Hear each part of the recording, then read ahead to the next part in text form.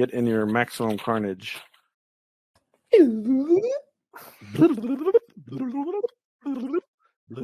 Maximum carnage. Maximum carnage. Maximum carnage. No more king. No more king. No more king. No more king carnage all the way. All right, welcome back, Geeks on a Leash. This is another exciting episode of Sleeve It or Leave It, episode number 4. Welcome back. I am also welcoming back Jason for the episode co-host. Thank you so much for joining me. Jawohl. Of course. Thank you for having me. We got an exciting episode for you today. Today we are going to be covering Maximum Carnage. Carnage. You gotta love Carnage. So I always loved Carnage growing up. I would have to say any of the symbiotes, Venom, Carnage. There's been so many different symbiotes. They also had like 6 symbiotes in the separation anxiety. They've really went crazy with the symbiotes in the 90s. Because they're awesome. They were awesome. Of course, they were amazing characters, and just their powers and the whole dynamic of it being an alien, that bonded with you was kind of an interesting concept. And tell me your thoughts and feelings about Carnage in the 90s. Well, I mean, he was probably the first and only super homicidal maniac villain. It was crazy just how off the wall he was. It reminds me of something that Rob Zombie would make. He was all about, chaos and killing, and he didn't care who it was or what it was, as long as he was able to kill it. But one thing that I thought was super interesting, and, when Spider-Man had his black suit, when Venom, came about and got on Eddie Brock, he can make weapons out of his body. He can throw it like a Chinese star, or, make an axe out of a random piece of his symbiote and swing it at you. I mean, Venom, he had his teeth, he had his claws, but he relied on his brute strength and, his teeth to bite people and, stuff like that. But I mean, this is the first time you ever saw Carnage like flinging himself at you in, a dagger or something, and then coming in and pick it up. Throwing spears at you, and made out of his symbiote. Yeah, I agree. That was definitely interesting because, like you said, Venom, he did extend his suit like in tendrils to wrap you up or to stop you or do stuff. Or I've also seen him make like shields to protect himself, like the symbiote puts out in front of him to protect himself. But Carnage actually could throw like spears or knives, like you said, or daggery weapons out of there. And it's particularly because of the way they were bonded. And we'll kind of go over that a little bit more. So let's go into first the origins of Carnage, and if you can go ahead and kind of fill us in on some of his origin stories and some of the information on that. Sure. Well, I mean, as we all knew, Eddie Brock was a naughty boy, and he found himself in jail, and he had a cellmate, Cletus Cassidy, and unfortunately, he was in the cell at the time when the Venom symbiote, decided, you know what, I don't like being alone no more. So he went to bust out Eddie Brock.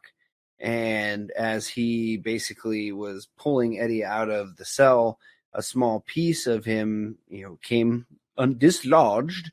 And when Cletus kind of found it, he had like an open wound, or did he get cut? I forget off the top of my head. But either way, the symbiote like went into his blood and bonded into his blood, and it basically bonded more powerfully than any other symbiote in the universe known to date. I mean, it's so powerful and cool that basically when, if you do kill the symbiote, if you just simply cut Cletus Cassidy, the symbiote will come back from his blood. So, I mean, that makes him almost like indestructible, I mean, one little cut and you're like, oh, now I'm Carnage again. Good luck. Thanks for cutting me. Now I can go on my rampage. Yeah. And and that is very interesting. Like a very interesting part of Carnage's story is that he was so bonded, where would be. Uh, Venom would always be like, "We are Venom. We, did this. We went and took a dump. We ate that puppy dog. We took a dump. It was a good one. We enjoyed it. It was a steamy grumpy." Anyways, Why is it always grumpy? I know that's why I call them grumpies. Got to go take a grumpy. I tell that to my family. I'm like, get up off the couch. I'm going to take a grumpy. Like, oh. Well, in the last episode, you were talking about Kane's grumpy, and now you're talking about Venom's grumpy. All right. Well, You have a problem. obsessed. I'm sorry. So Grumpy. What is the size and consistency of your grumpy, Venom? how big was your grumpy, boy? Woo! So, but anyways, the way he bonded with them, it was more of a complete bonding. Instead of it being Venom being, we are doing this, we are doing that. It was Carnage would be like, I am Carnage. I'm gonna jack you up. I'm gonna murder you. I'm gonna stick a symbiote sickle through your eyeball. So he was always like, I am. And the Carnage symbiote and him were just like so bonded that it was like they were now one entity, because it was bonded to his blood. So it was a very interesting character and a very interesting dynamic that they had. And the other interesting thing I thought was that they brought him about because Venom was starting his path as an anti-hero, and Marvel comic books kind of wanted to have a symbiote that was a villain. And so they, like you said earlier, he was just a complete psychopath, and they made him so irredeemable that, you cannot have him as a hero. Now, he's done some heroic things, but he's done it in the fact that, like, I've seen him in comic books where they're like, yeah, you can come help us and do good, and we'll let you kill all the bad guys along the way. And he's like, all right. So he only did good just because of the fact that he would be able to kill and maim people and hurt people. And that's the only reason he's ever done good. So he's a completely irredeemable character in that way. So, and that way they could have that team up also with Spider-Man and Venom, which is very interesting that we'll get into a little bit more. To kind of go into it, after this all completed, Carnage kind of starts up a little makeshift family, and we'll go into that right now. I'll go over that. He ends up in the mental institution that he's being held in, basically. He finds a supernatural or superhuman ward, as it were, of super beings, and the first person he finds is a character called Shriek. And she's an interesting character. You find out later she got her powers from Cloak and Dagger, but one of the weaknesses of the Venom and Carnage symbiotes is a weakness to sound or fire. And it's kind of odd that Carnage would release her, because her power is loud energy blasts out of her mouth, basically.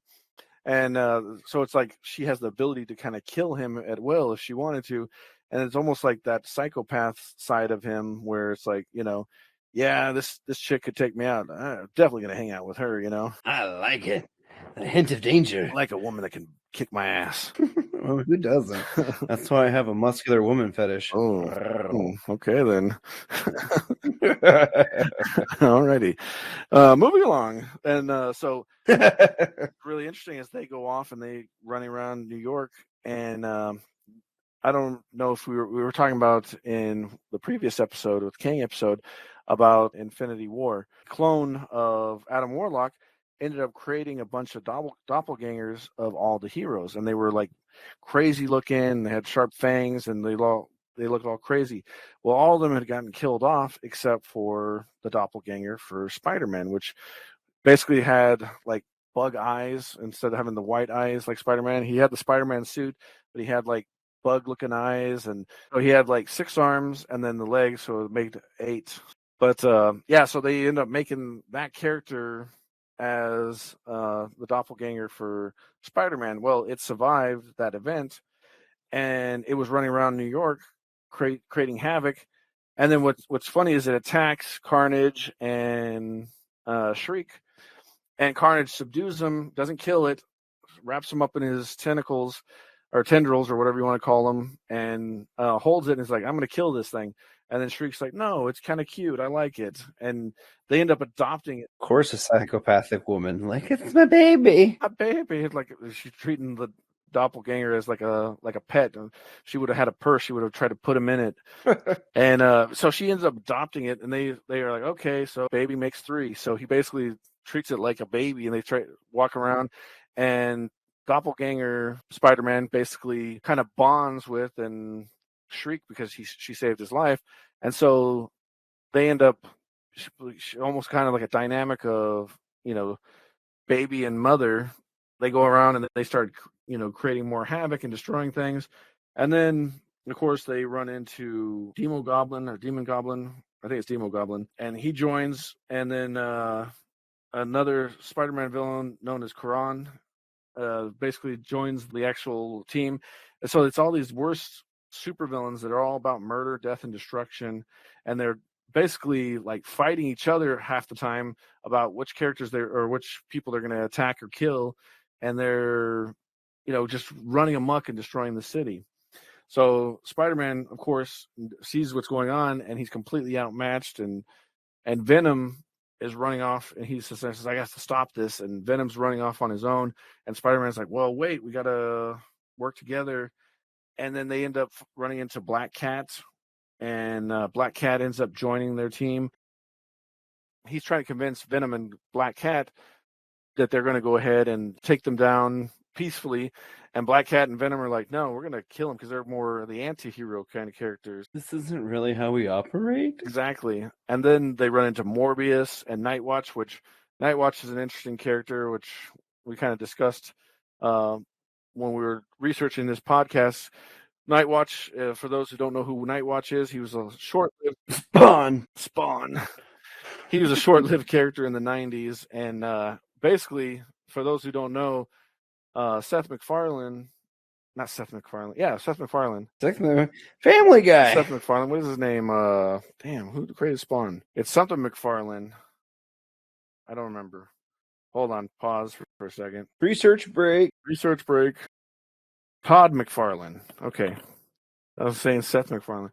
He's basically a cop off of Spawn. And for those that don't know, Todd McFarlane was the guy who created Spawn, was very instrumental and was one of the people that actually came up with the idea of Venom. And then when he went off to go run off and do Image comic books, he created Spawn. And if you think about it, Spawn and Venom are very similar. They have living suits. They kind of control things and are able to grab people with their suits and do kind of the same things. Spawn has a little bit different powers, but everybody's always said that Spawn was a cop off of Venom.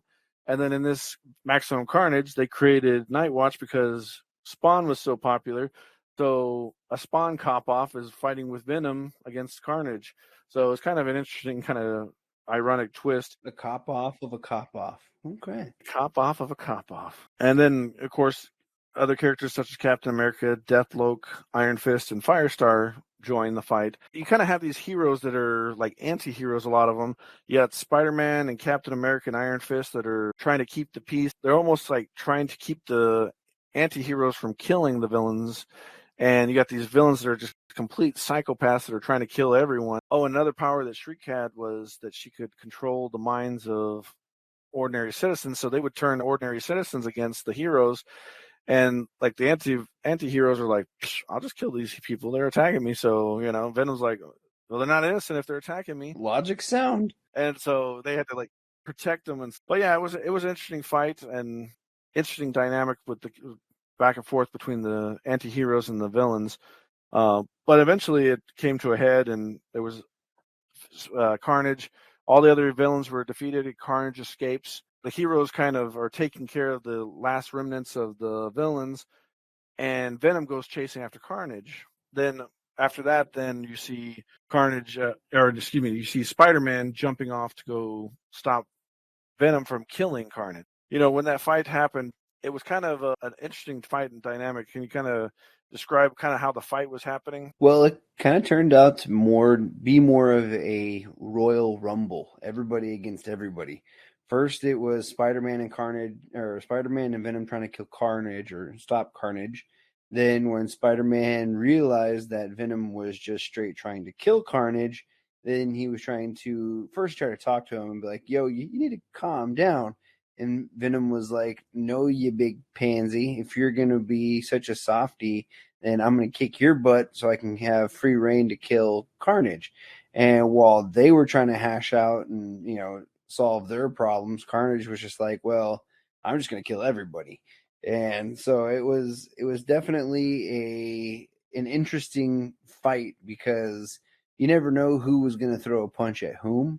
And this I just found it almost comical to see Spider-Man trying to save Carnage while also trying to defeat him at the same time. Yeah, like I want to take you down, but I don't want to kill you.